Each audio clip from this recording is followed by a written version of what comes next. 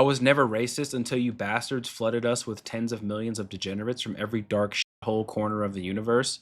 I was never racist until you then fed them, housed them, clothed them, and gave them free healthcare on my dime. I was never racist until those same degenerates started raping and murdering my people. I was never racist until I watched you defend those illegal alien child traffickers and murderers. I was never racist until you took to the streets, blocking ICE and assaulting law enforcement just to further defend those degenerates against deportation. I was never racist until the hundreds of billions of our taxpayer dollars were stripped away from us by tens of thousands of inbred, bubblehead, low IQ leeches that do not belong here. I was never racist until you effers went overboard and out of your way to replace American workers and American lives with illegal aliens and basically any foreigner that wasn't white. I was never racist until you then created DEI policies to further rub that salt in our wounds, passing up overqualified white Americans just so you retards could check a quota box. Now I'm hella racist because you made me this way. So she cooked with this, right? She did cook with this. However, that's who they want you mad at. This is what a lot of people need to realize is that the globalists and the three-letter organizations, the Catholic NGOs, the Jewish NGOs, the liberal retards that hate themselves, okay? They are taking advantage of these immigrants. It may seem on the surface like they're taking care of them, but they don't actually care about them. They are trying to erode the middle class by creating a political underclass that will ethnically vote for them so that they can have greater profits by paying third worlders that'll work for nothing way less than a living wage. They want you mad at the Somalian. They want you to fix your eyes on the Mexicans. They want you mad at Lupita and Abdullah and Muhammad and Baljit. They are a second order effect. They are a symptom and not the disease. The symptom is the colonization and perversion of our political institutions to allow more third worlders to flood our country. It's the politicians that need to be dragged out of their homes, tarred and feathered. It is the people in Senate seats and the Congress people that are passing laws to disenfranchise Americans. It's the policymakers. It's the activist judges. It is the moral authority, liberal strong arm that wants to racially or ethnically replace the American working class. So she cooked with that, but you're also a victim of the psyop. Do we need to be mad at these people? Yes. Are they taking your tax dollars? Yes. Are they doing it of their own volition? No. They are being enabled to do that. The policymakers are weaponizing our legal system against the American people to create the false flag of hating the migrants. Because a lot of these migrants from just pick random third world, Asian country or Middle Eastern country. A lot of these guys, think about it. They leave their homeland. They sacrifice everything they've ever known, everyone they've ever associated themselves with, to go all the way across the world and get shipped to a first world country. And they're living on a lot of these people are living on top of each other, 16 people in a house, and they're picking strawberries on a farm and raking leaves, making $10 an hour. Question, do you guys work on the farm? Do you work on the farm? Who's working there? This is a communal home? Question, is there a manager in the home? Any English? Do you speak English? Portuguese? Okay. Obrigado. Hi. How many people live here? Just one number. Okay. So we have this many pairs of shoes. Question for you, sir. How many people live here? How many? 10? 10? Or 7? 15. Hi. How many people on this floor? Is it okay? 6? My friend. 6 people?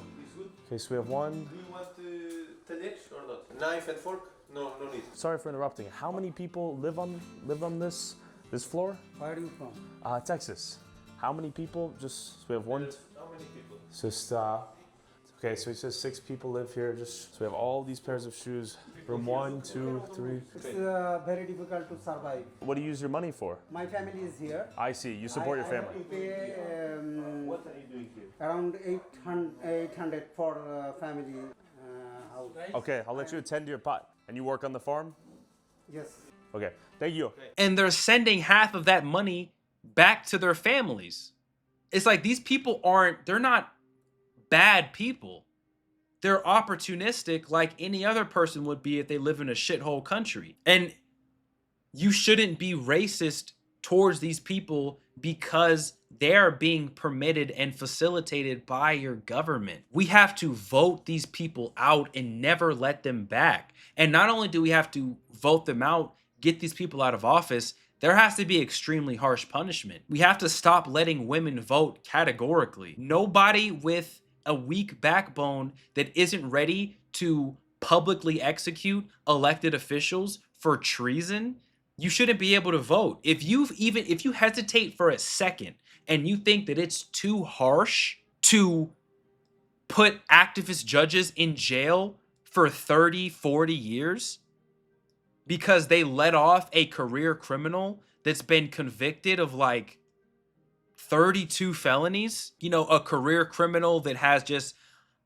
nothing to their name except for a rap sheet, and you let that person out of jail to go push a 75-year-old man down a flight of subway stairs to kill him? Like, if we're allowing that to happen and these people aren't held accountable for it, it's only going to get worse.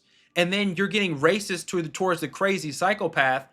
If we lived in a just world, if we lived in a society that cared about its citizens, that person would have been in a box decades ago. There's a subversion of the tier list of who you should be mad at. I'm not mad at a random third worlder from India that is making $11 an hour as some IT person vibe coding. You really think that retard was able to get here on his own? No, he wasn't.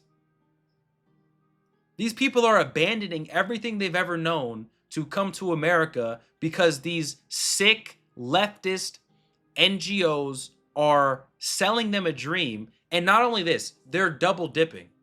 So not only are these people invested into these companies that are hiring this illegal labor, they are also requiring an upfront payment. I watched Tyler Oliveira's video about this the other day, and he was really dissecting this. He was interviewing these people in Singapore, these immigrants. Was it Singapore? Let me double check. So I'm not talking out my ass. Portugal. That's what it was. It was Portugal. So he's in Portugal interviewing these Portuguese patriots, and he's asking them, how in the hell is this happening? How are there so many Indians here? They went to a work site and they were talking to these people and they showed the conditions as they were living in. It's like 25 guys to a house. And they're just working on some farm, making literally no money. And the dudes were like, we had to pay them to ship us here. So they're invested in the companies. They're making more money because they're spending less. And then they are paying these foreigners, like they're making them sell everything that they have. And I think it was like $3,000 a person USD, $2 to $3,000 a person.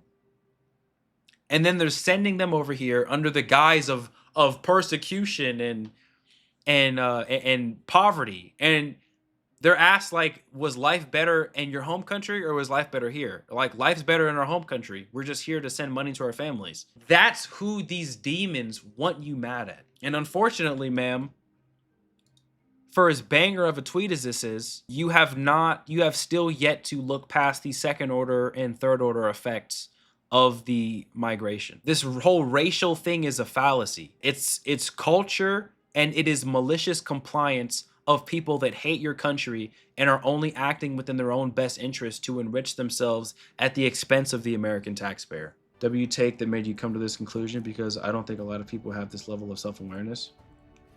Oh, what made me come to this conclusion? What made me come to this conclusion? Seeing myself start to actually become racist. And I was getting so frustrated at Muslims, and I was getting so disgusted at seeing a father died of grief in Sweden, I believe, because his daughter was raped and then beheaded by a migrant. And I was starting to get genuine hatred in my heart for these animals, these third world animals. And then I had to really check my heart posture on that and be like, Lord, why am I starting to feel that? Why am I starting to feel this way? What is it that is making me so frustrated? And then I had to really zoom out. I was like, okay, so this is what's happening. I do a lot of self-reflection. I watch my videos over that I post, like, I kid you not, each one of them like 40, 50 times. Like, it takes me sometimes an hour and a half, 2 hours to make a 2 to 3 minute rant because I'm like, do I really want to say this? Am I representing myself the way that I want to be represented? And looking back at some of my old videos, I was like, I'm not. I'm like, I kind of, to a normal person, I sound like a nutball. And I was like, what is it about these people that makes me so agitated? And then it was like, honestly, I don't give a damn what these people want to do with their lives.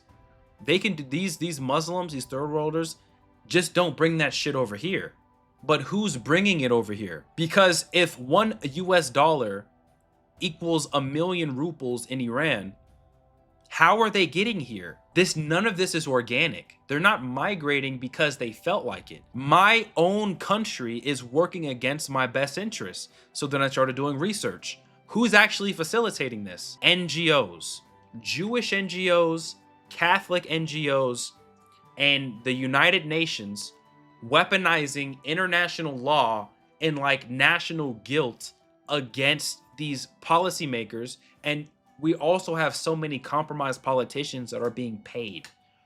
They are being paid to open their border and let a giant ship of like 20,000 middle-aged brown men, or I mean military-aged men, and just letting these crazy North African people into a civilized society with culture and with history and historical, monuments that have been preserved and taken care of for decades and hundreds of years, generations of people with an ethnic history. And I began to realize there is a satanic cabal that is facilitating the mass migration of Western third world or of third worlders from the Middle East and certain places, certain undeveloped places in Asia, and they are like harvesting these people in a deliberate agenda to destabilize the Western Hemisphere, to erode any sort of cultural unity, to erode reverence for Christianity, to erode normalcy. They want to just rug pull people of everything they've ever known about their society and to have an ethnic replacement. And I'm like, why is this all happening now? When we're this close to the end times, to the last days, when all of this biblical prophecy is being fulfilled on like a weekly basis, when you turn on the news and it's a new chapter of Revelations, why? And I'm like, okay, it's because we're at the end of the world. We are at the last days and Islam is going to win. Not now, but eventually. After the rapture of the church happens, and the fullness of evil is allowed to take hold of this planet, and the protection of the Holy Spirit is no longer here, eventually Islam's going to win. It is. But while the church is still here, we have to preserve and fight as hard as we can to maintain our culture, maintain our society, maintain our reverence for Jesus. And it's like, I'm a person, like I say crazy things because optics literally mean nothing to me. I could care less about optics. I care about outcomes. Am I going to have a higher chance of getting the outcome that I want by hating the migrants that were brought here maliciously by some crazy globalist enterprise? Or is it going to be more effective to castrate, dismantle, and defund the mechanism that brought the brown people here in the first place? It's a lot easier to blame the migrants. It's a lot more effective to blame the migrant facilitators. And there's a lot of people that can't think past that. They're so wrapped into, oh my gosh, the migrants are doing X, Y, Z.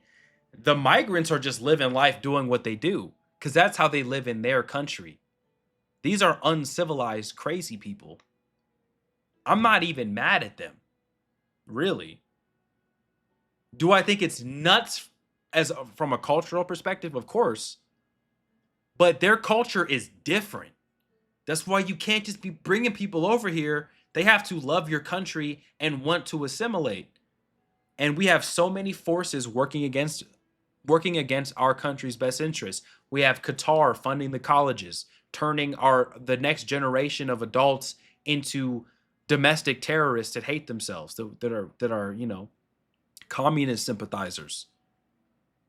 We have China paying billions and billions of dollars to have these bots just flood comment sections with these fake, inauthentic comments to try and change consensus over time and inflate these crazy fringe issues as if it's even enough of a majority, to even pay attention to. Like there are so many nations who want to be the superpower to overtake America, i.e. China, Qatar. Like there are a lot of forces working against us domestically. And I think it is by the grace of God that America hasn't fallen yet. If you think about it, if the entire world wanted to go up against the United States, despite all the mess and all the evil this country's done, despite all the wrongdoing, we would still win. We have the #1 Air Force and the #2 Air Force with the Navy. Our political institutions have been hollowed out by tens of trillions of dollars of fraud. And our economy hasn't collapsed yet. Somehow, with all the wrongdoing, all the shady stuff, somehow we are still the most powerful, prolific, and influential nation on the face of the planet. That is by the grace of God, and that is by the faith and grace of how many Christians are still praying in and for this country. So it does not do us any good to be angry at these migrants when we can so easily stop the migrant invasion by attacking the root cause of it. That's a difficult, nuanced conversation that I don't think a lot of people are ready to have, because it's more comforting, it's more easier to them. They can exercise their frustration by being angry at the brown people. And you shouldn't not be angry at the brown people. But if you lived in a third world shithole and your quality of life sucked and you didn't have running water and you didn't have reliable electricity and you didn't have a car, and if you lived in a shack and some Western person, you know, came to your village and said, hey, do you want to go to America and go work? We'll give you free housing, this, that, and the third. Of course you'd say yes. Of course you would. Because you live in a third world shithole. And all you see on, you think that like America is what you see in a magazine. You think America, like everybody's just wealthy in America. And you just think of New York City and flashing lights and movies and Hollywood and celebrities. Like these people, they have no idea. They don't understand our culture. They don't revere our faith. They're opportunistic people from shitholes. That's what they are. So it doesn't do us any good to be angry, to solely be angry at them. Not that you shouldn't be at all, but for that to be the root of your frustration, to that be the extent of how angry you are, it's counterproductive in my opinion.